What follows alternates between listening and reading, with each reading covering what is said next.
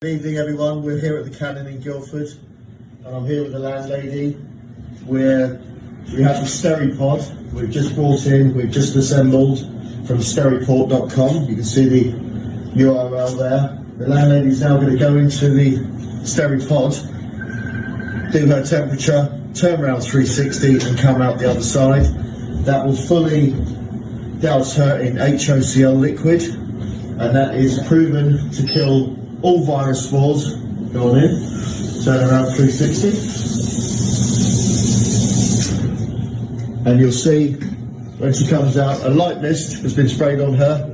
It's a bacteria killing mist, HOCl, been used for decades, and this is available now. We have these deployed in schools, universities, pubs, members clubs, all throughout the UK, and we're looking for all walks of life, all general business to essentially look at this right now. This is a way forward to get people back to business and back into the pubs and clubs.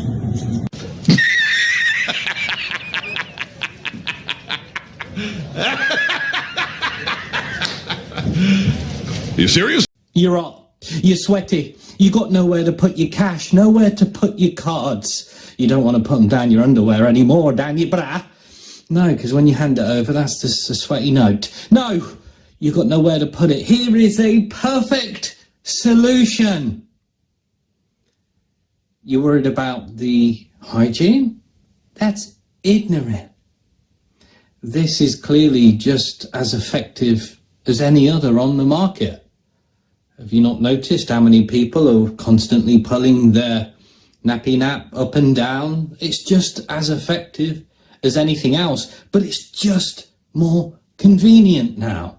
Now you've got somewhere to put your cash, somewhere to put your cards, somewhere to put all your bits in a handy, convenient place. Put your money where your mouth is, boy! Now you can indeed, literally, put your money where your mouth is. We know what works. These don't work against viruses. Regular masks don't work. That's simply what it is. It's been shown many times. It's nothing to do with COVID. COVID doesn't even factor into the equation because for years we've been looking at these issues. So they have these spacesuits. They're called PAPRs. They're incredibly effective. They filter viruses down to, I think, the 0.01 or something like that. Basically, we have materials like N99, N100, but N95 blocks, let's say, 5%, only 5% of airborne particles can get through. But all viruses can get through, period. All viruses can get through. Now, do they get through? No, it's just like a chain link fence. If you throw sand in a chain link fence, not all the sand gets through. So I think the best example I can say is like the reason we wear masks and the reason I wear a mask, because the fear is so massive in this country. I wear a mask so people don't think I don't care about them, okay? But I don't wear a mask because they work. Everybody keep their masks on until they're out of here and out of danger. Listen, this is the gentleman. Everybody get out of here. What's the matter with you?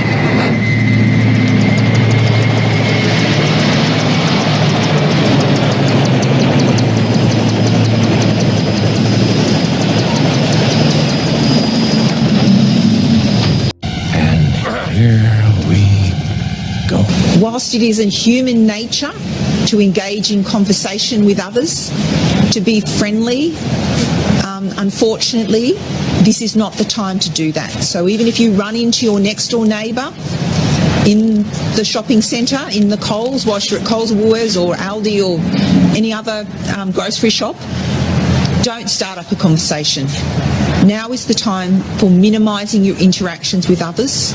Even if you've got a mask, do not think that affords total protection. We want to be absolutely sure that as we go about our daily lives, we do not come into contact with anyone else that would pose a risk.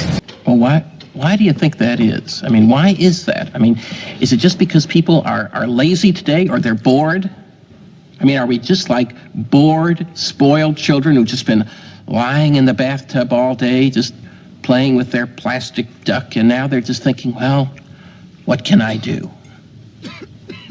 Okay, yes, we are bored. We're all bored now.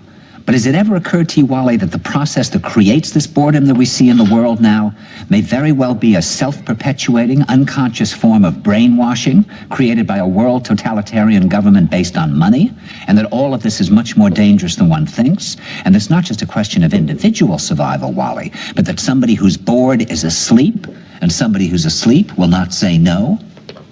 See, I keep meeting these people. I mean, just a few days ago, I met this man whom I greatly admire. He's a Swedish physicist, Gustav Bjornstrand, and he told me that he no longer watches television, he doesn't read newspapers, and he doesn't read magazines. He's completely cut them out of his life because he really does feel that we're living in some kind of Orwellian nightmare now, and that everything that you hear now contributes to turning you into a robot.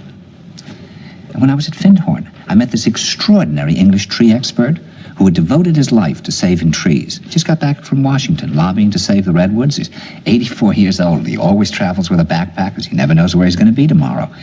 And when I met him at Findhorn, he said to me, "Where are you from?" And I said, "New York." He said, "New York, yes, that's a very interesting place. Do you know a lot of New Yorkers who keep talking about the fact that they want to leave but never do?" And I said, "Oh, yes." And he said, "Why do you think they don't leave?" I gave him different banal theories. He said, "Oh, I don't think it's that way at all." He said, "I think that New York is the new model for the new concentration camp, where the camp has been built by the inmates themselves, and the inmates are the guards, and they have this pride in this thing they've built. They've built their own prison, and so they exist in a state of schizophrenia, where they are both guards and prisoners, and as a result, they no longer have, having been lobotomized, the capacity to leave the prison they've made, or to even see it as a prison." And then he went into his pocket and he took out a seed for a tree and he said, "This is a pine tree." He put it in my hand and he said, "Escape before it's too late." See, actually for 2 or 3 years now, Chiquita and I have had this very unpleasant feeling that we really should get out. Of course, the problem is where to go, because it seems quite obvious that the whole world is going in the same direction. See, I think it's quite possible that the 1960s represented the last burst of the human being before he was extinguished, and that this is the beginning of the rest of the future now, and that from now on there'll simply be all these robots walking around, feeling nothing, thinking nothing, and there'll be nobody left almost to remind them that there once was a species called a human being, with feelings and thoughts, and that history and memory are right now being erased, and soon nobody will really remember that life existed on the planet.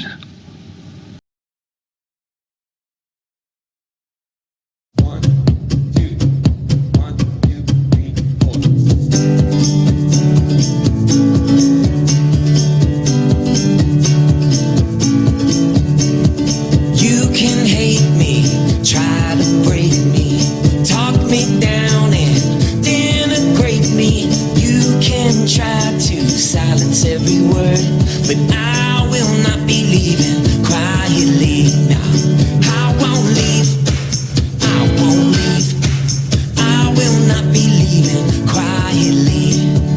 You can mock me, try to outsmart me, you can shame me and try to blame me. You can do your best to shut me up, but I will not be leaving quietly. Now, I won't leave, I won't leave, I will not be leaving quietly. I'm gonna stand here and I'll fight for every word. I'm gonna shout the truth until you know it's heard. I'm gonna stand here and I'll fight for every word. I'm gonna shout the truth until you know it's heard.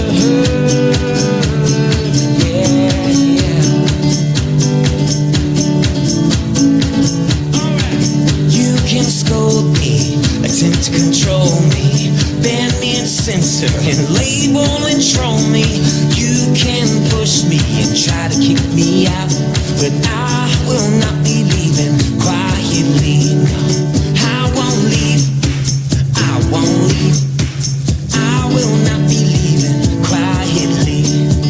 You can mute me, strike and dispute me, dumb down the rest, yeah, but I'll keep refusing. You can pretend like you've seen the last of me, but I will not be leaving quietly. No, I won't leave, I won't leave, I will not be leaving quietly.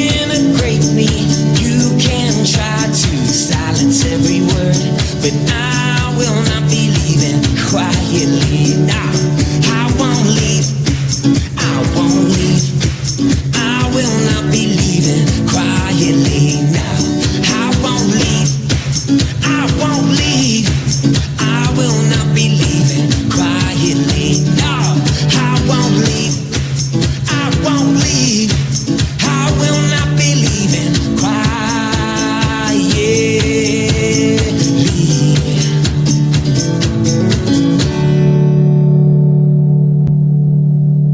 The world is a lie,